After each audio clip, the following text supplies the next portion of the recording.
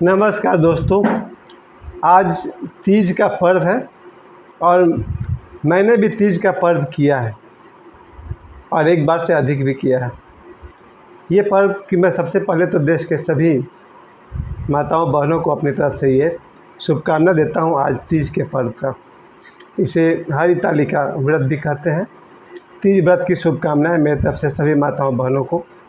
बचपन से ये पर्व देखता आया हूँ। इस पर्व के लिए मेरे मन में बहुत ही आदर और सम्मान है, इसलिए आज मैं तीज पर्व के ऊपर कुछ बोलना चाहता हूँ। तीज एक ऐसा महापर्व है जो भारत में विशेष करके बिहार में और अब तो झारखंड में भी, बिहार और झारखंड में भी माताएं बहनें अपने सुहाग की लंबी उम्र के लिए तीज का पर्व करती हैं, तीज का व्रत करती हैं। मेरे मन में जो इसका प्रभाव पड़ा है अपनी माँ को देख करके ही पड़ा है। लेकिन इससे पहले मैं ये भी बता दूं, मेरी अपनी एक मान्यता है कि जो पर्व पूरे विश्व में नहीं मनाया जाता है, जैसे तीज का पर्व झारखंड में होता है तो तमिलनाडु में नहीं होता होगा, तीज का पर्व इंडिया में होता है तो रशिया में नहीं होता है। जो पर्व एक जगह होता है पूरी दुनिया में नहीं होता है। मेरे हिसाब से 3 ही परम सत्य हैं जो पूरी दुनिया में मनाए जाते हैं।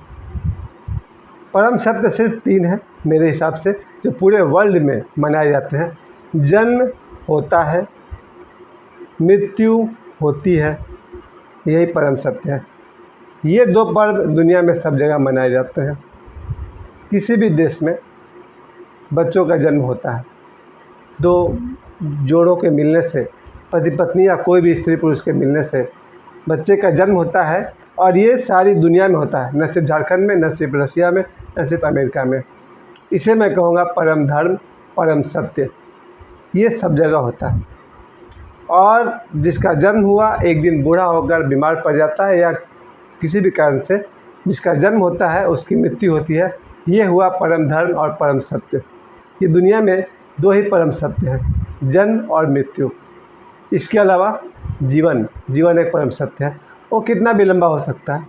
कुछ बच्चे जन्म के समय ही दुनिया छोड़ देते हैं, कुछ 100 साल के बाद छोड़ते हैं। तो ये जो पर्व है पूरे विश्व में मनाया जाता है, जन्म और मृत्यु, इसलिए मैं इसे परम सत्य कहता हूँ। अब हम लोग बात कर रहे थे तीज पर्व की। इसकी सुंदरता को लेकर के मैं आप सभी को कहना चाहता हूँ कि मेरी माँ, जहाँ तक मुझे याद है बचपन से 5 साल की उम्र के बाद से मुझे याद है कि मेरी माँ इस तीज के पर्व को मनाया करती थी मेरे पिताजी के दीर्घायु के लिए। और कम से कम मेरी माँ के लिए ये बात तो सत्य साबित हो ही गया। मेरी माँ पिछले साल 2022 में 13 अप्रैल को दुनिया छोड़ गई। मेरे पिताजी अब भी हम लोग के साथ हैं। अगर मेरी माँ ने ये पर्व अपने पति के लंबी आयु के लिए किया होगा तो बात तो सही है कि मेरे पिताजी आज लगभग 80 वर्ष के हैं और हमारे साथ हैं। उसी तरह से मेरी पत्नी 2003 में जब हम लोग की शादी हुई तो 2003 में जब तीज का पर्व आया, मेरी पत्नी ने तीज का पर्व किया, तो उनसे मैंने पूछा क्या क्या आप लोग करते हैं, तो उन्होंने बताया कि उपवास रहता है 24 घंटे का बिना पानी पिए और एक कठिन व्रत है। जो साधना उन्होंने बताई मैं उतना तो नहीं कर पाया, लेकिन 2003 में मैंने भी कहा कि आपके साथ साथ हम भी उपवास में ज़रूर रहेंगे और मैंने भी 24 घंटे का उपवास रखा। मेरी पत्नी उस समय बोकारो में थी, उन्होंने यहाँ तीज का व्रत किया। मैं उस समय मुंबई में था, मीरा रोड में, मैंने वहाँ पर तीज का व्रत किया। और अगले दिन सुबह हम लोगों ने टेलीफोन पर बात की, आपका व्रत पूरा हुआ, मेरा व्रत भी पूरा हुआ। तो मैंने अपनी पत्नी के साथ साथ तीज का व्रत किया और 2004 में हम दोनों ने एक साथ रह करके तीज का व्रत को पूरा किया। तब मैं बोकारो में था जब तीज का व्रत हो रहा था अगले साल 2004 में। इस व्रत में जैसे जैसे उन्होंने किया, उपवास किया था, तो मैं उपवास ही कर पाया था सिर्फ, बाकी तो जो भी साधना थी मैं नहीं कर पाया। पता नहीं धर्म में अलाउ है या नहीं है कि पुरुष कर सकते हैं या नहीं। पत्नियां अपने पति के दीर्घायु के लिए कर सकती हैं, तो पति कर सकते हैं नहीं, ये बात मुझे नहीं पता कि शास्त्रों में लिखा है कि नहीं। बस मुझे इतनी सहानुभूति अपने पत्नी से ज़रूर थी कि आप अगर उपवास किए हुए हैं, भूखे हैं, तो हम भी आपके साथ उपवास रहेंगे और भूखे रहेंगे। यहीं पर मैं एक बात और याद दिला दूं, पतंजलि योग सूत्र में सारी दुनिया में औरतें योगा करती हैं। आज शायद करोड़ों औरतें योगा करती हैं। लेकिन आश्चर्य की बात है कि ओशो ने अपने प्रवचन में अल्फ़ा टू ओमेगा, जो उन्होंने पतंजलि के ऊपर प्रवचन किया था, मुझे बहुत इस रहस्यमय ढंग से पता है कि योगा स्त्रियों के लिए नहीं है। पतंजलि ने कहीं भी नहीं कहा कि स्त्रियों के लिए योग है। इसलिए अगर मैं तो ओशो की बात मानता हूँ और किसी की तो मैं मानने वाला नहीं हूँ। अगर कोई व्यक्ति स्त्रियों से भी योगा करवाते हैं, आप याद कीजिए दोराहा बाबा जब योग कराते थे, उन्होंने कभी स्पष्ट रूप से कहा नहीं, पतंजलि के इस बुक में, किताब में कहीं नहीं लिखा है कि स्त्री योगा कर सकती है, नहीं। तब ओशो ने इस बात पर इशारा किया कि स्त्रियों के लिए योग नहीं है, स्त्रियों के लिए नृत्य है। यानी औरतें जो कथक, कली, भरतनाट्यम, ओडिसी, जो भी डांस है, क्लासिकल डांस औरतों को करना चाहिए, पुरुषों को योगा करनी चाहिए। पुरुष जो योगा से लाभ उठा सकते हैं, वही लाभ स्त्रियों को क्लासिक डांस करने से मिल सकता है। तो एक तरह से देखा जाए तो शास्त्र सम्मत नहीं है कि स्त्री भी योगा करे। यहाँ ओशो ने एक चेतावनी देते हुए कहा है कि स्त्री भी अगर योगा करने लगेगी तो धीरे धीरे उसमें पुरुष के गुण विकसित होने लगेंगे। हो सकता है हल्की हल्की मूंछ निकल आए स्त्रियों को, क्योंकि जनरली 50 साल 60 साल के होने पर कुछ स्त्रियों को मूंछ दाढ़ी निकलती है हल्का हल्का, पुरुष के जैसे लक्षण दिखने लगते हैं। ओशो कहते हैं अगर स्त्री अगर योगा करेगी तो उसमें पुरुष जैसा बोल्डनेस आने लगेगा, साहस आएगा, हिम्मत आएगा, पुरुष जैसे शारीरिक स्ट्रक्चर आ सकता है। और स्त्री की शुद्धता इसमें है कि स्त्री में स्त्री वाली सौंदर्य और स्त्री वाली कोमलता बनी रहे। मैं स्त्री के कमज़ोर होने की बात नहीं कर रहा हूँ। स्त्री का बल उसकी आत्मा, उसके मन में है, लेकिन उसका सौंदर्य उसके शरीर पर है, उसकी कोमलता उसके शरीर पर है। तो योगा जो है वो स्त्रियों के लिए नहीं है, स्त्रियों के लिए डांस है। अगर कोई स्त्री योगा करती है वो धीरे धीरे पुरुष जैसा हो जाती है, और स्त्री जैसा रहे तो बहुत सुंदर। स्त्री जैसी रहे और पुरुष जैसा रहे, क्योंकि स्त्री में अगर पुरुष से गुण आ जाए तो आप कहेंगे वाह वाह, और अगर पुरुष में स्त्री गुण आ गया तो कोई पुरुष अगर स्त्री जैसा कोमल हो जाए, स्त्री जैसा बिहेव करने लगे, कैसा लगेगा आपको? शोभनीय तो नहीं लगेगा।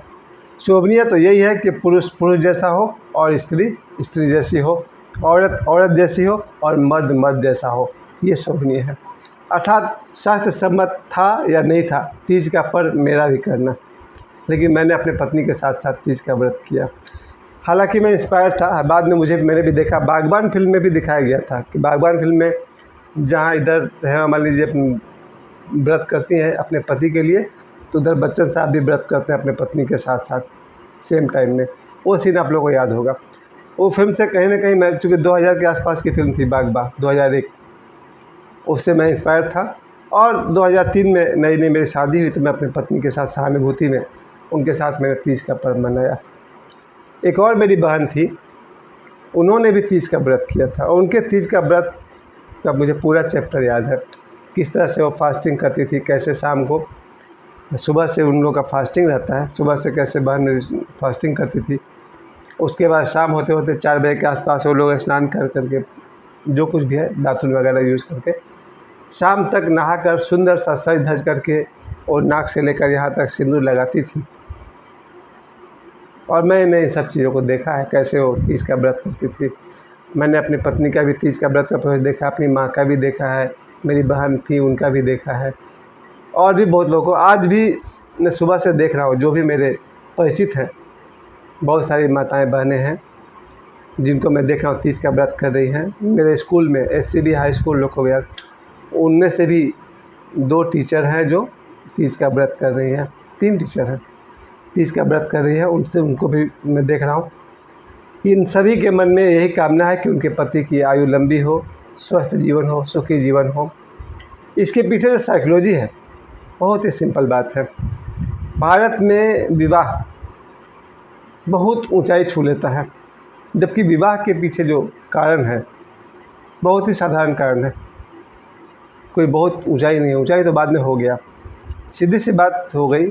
जब भी भारत में विवाह की बात सोची गई, मैं वेस्टर्न की बात नहीं कर रहा हूँ, वेस्टर्न आज शादी करते हैं और 1 साल के अंदर तलाक ले सकते हैं। भारत में भी कुछ लोग हैं जो आज पश्चिम सभ्यता से प्रभावित है, और बस ज़रा सी बात पर तलाक लेंगे, उसको हर्जाना भरेंगे और दूसरी शादी कर लेंगे। लेकिन भारत ने शादी की जिस ऊंचाई को छुआ है, जिसमें बहुत कम उम्र में पहले शादी ब्याह हो जाया करता था। मेरी माँ की भी उम्र 15 साल थी या 17 साल थी उस समय जब उनकी शादी हुई थी। बहुत कम उम्र में उनकी शादी हो गई। बचपन में ही इन्होंने विवाह के पीछे बहुत साधारण सा कारण हुआ करता था। जब भी बेटे बेटी के लोग शादी करवाते हैं, बहुत सिंपल रीज़न है उसका, क्योंकि उन्हें लगता है कि बच्चा मेरा या बेटी मेरी 18-20 साल के हो गए हैं, उनकी कुछ शारीरिक ज़रूरतें हैं जिसको पूरा करने के लिए यहाँ वहाँ भटकने न लग जाए। क्योंकि पुरुष तो वैसे ही बदनाम है, लड़के जहाँ 18 साल के हुए फिर उनका तो बस बदमाशी शुरू हो जाता है। बेटी भी जब 18 साल की हो जाएगी तो उसकी भी कुछ शारीरिक आवश्यकताएं हैं, वो उनका भी झुकाव पुरुषों की तरफ बढ़ने लगेगा। और अपने आप अगर ये लोग अपनी इच्छाओं को पूर्ति करते रहेंगे तो समाज में भैया बदनाम भी होंगे और पता नहीं क्या क्या लफड़ा हो जाएगा। सिंपल बात है, पिताओं ने अपनी बेटी की शादी कर दी खास उम्र पर, बेटे की शादी कर दी गई खास उम्र में। अब तुम लोग अपने जब हार्मोन्स चेंजिंग होता है 14 साल के बाद, जब उनका शरीर 18 साल के बाद विकसित होता है, इनकी ज़रूरतें पति की ज़रूरतें पत्नी पूरा करती है, पत्नी की ज़रूरतें पति पूरा कर देता है। लेकिन भारत में एक बात और जोर दिया गया कि जब कोई बेटी जिस घर में पत्नी बनकर गई है, वो सिर्फ पत्नी ही नहीं है, वो एक बहू भी है जो अपने सास ससुर की सेवा करती है। यहीं से हम लोग पूरब की सभ्यता अलग, पश्चिम की सभ्यता अलग। वेस्टर्न जो भी पत्नी रहती होगी, पता नहीं सास ससुर को कितना वैल्यू देती है, लेकिन भारत में जिनकी भी शादी हुई, भारत की बेटियों ने अपने सास ससुर की सेवा अपने माता पिता की तरह ही किया। ये भी कह सकते हैं माता पिता से बढ़कर किया, क्योंकि यदि कभी ऊंच नीच होता है तो भारत की बहू अपने माता पिता को कहती है कि अब ये मेरे माता पिता हैं, उनके मान सम्मान को आँच ध्यान देती है। अर्थात अगर बहू के पिताजी बहू के ससुर जी को कुछ कह दे तो बहू किसका साथ देती है? अपने ससुर जी का, और पिताजी से कहती है अब ये मेरा घर है, आप ज़्यादा मत बोलिए। ये भारत का एक सौंदर्य जुड़ा है कि भारत में जब बेटियों की शादी हुई, जब वो बहू बनकर आई, पत्नी का फ़र्ज तो निभाई ही निभाई, उसने सास ससुर का सेवा भी किया। घर में अगर भसुर है, जो कहते हैं बड़े भाई, पति का बड़ा भाई, उन्हें मान सम्मान दिया। घर में कोई अगर देवर है उसे प्यार सम्मान दिया, ननद है।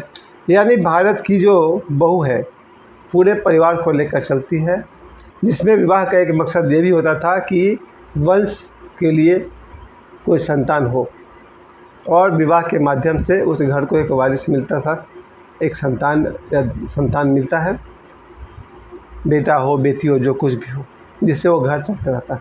सभी औरतों की इच्छा होती है कि मैं उनकी कोई वो माँ बन जाए, वो बनती है। लड़कों की भी अगर इच्छा है कि मेरा कोई बेटा हो, पूरा होता। तो विवाह के पीछे यही कारण था, उनकी शारीरिक आवश्यकता पूरी हो, घर में एक संतान हो जिससे कुल पर वंश परंपरा आगे बढ़ते रहे, और परिवार को संभालने वाला कोई मिल जाए। तो बहू अपने सास ससुर की भी सेवा करती है, पति की सेवा करती है, देवर का, ननद का, सबको लेकर, पूरे ख़ानदान को लेकर, आने वाले अतिथियों का, मेहमान का, सबका ख्याल रखती है। इसी बीच धीरे धीरे पति पत्नी में ऐसा समझदारी डेवलप होता है कि पति 24 घंटे जो काम करता है, नहीं कि 12-18 घंटे जो काम करता है, वो सारा दिन सारी रात वो अपने पत्नी के बारे में ही सोचता है। जो भी कमाऊंगा पत्नी को सुख देता है, साड़ियाँ ला के देता है, फल देता है, उसकी ज़रूरतें पूरी करता है, घुमाने ले जाता है। धीरे धीरे इनके बीच में प्रेम भी पनपने लगता है। हालांकि एक दूसरे के साथ रहते रहते जो कुछ भी है, एक दूसरे के प्रति ये लोग अच्छा सद्भावना सोचने लगते हैं। और पत्नी भी अपने पति के लिए वो देखती है कि ये आदमी सुबह से लेकर रात तक मेहनत करता है, पैसे कमा के लाता है, पत्नी की ज़रूरतें पूरा करता है। यही पत्नी तीज का व्रत करती हैं अपने पति के लिए कि उनका सुहाग दीर्घायु हो, उनका सुहाग अमर रहे, उनका सुहाग वही कहते हैं लंबी जीवन हो, स्वस्थ जीवन हो। इसी शुभकामना के साथ तीज का पर्व पूरे देश में मनाया जाता है। और समझदार पति जो होते हैं वो अपनी पत्नी के लिए सालों भर यही पर्व मनाते हैं। यानी कि समझदार पति सुबह से रात तक जो भी मेहनत करता है अपनी पत्नी के लिए करता है, अपने बच्चों के लिए करता है। समझदार जो है अपने माता पिता भाई पूरे परिवार के लिए आदमी मेहनत करता है। प्यारे दोस्तों, आज तीज का पर्व है और मेरे सभी रिश्तेदारों ने इस पर्व को किया हुआ है। मेरी 2 बहनें हैं, उन्होंने किया है, और भी लोग हैं।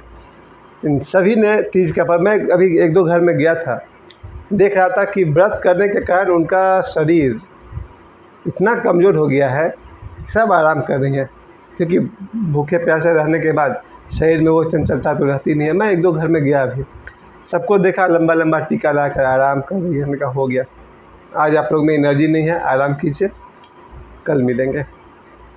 तीज पर्व कंप्लीट होता है दिन भर के उपवास से, शाम के पूजा पाठ से। शाम को ये लोग जब पूजा पाठ करती हैं, इसके बाद कल सुबह इनका ये व्रत कंप्लीट होगा।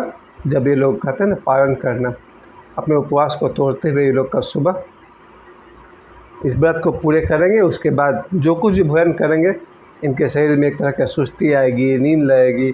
2-3 घंटे बाद वापस ये लोग अपनी शक्ति में लौट आएंगे। क्या दोस्तों, आज तीज का पर्व है।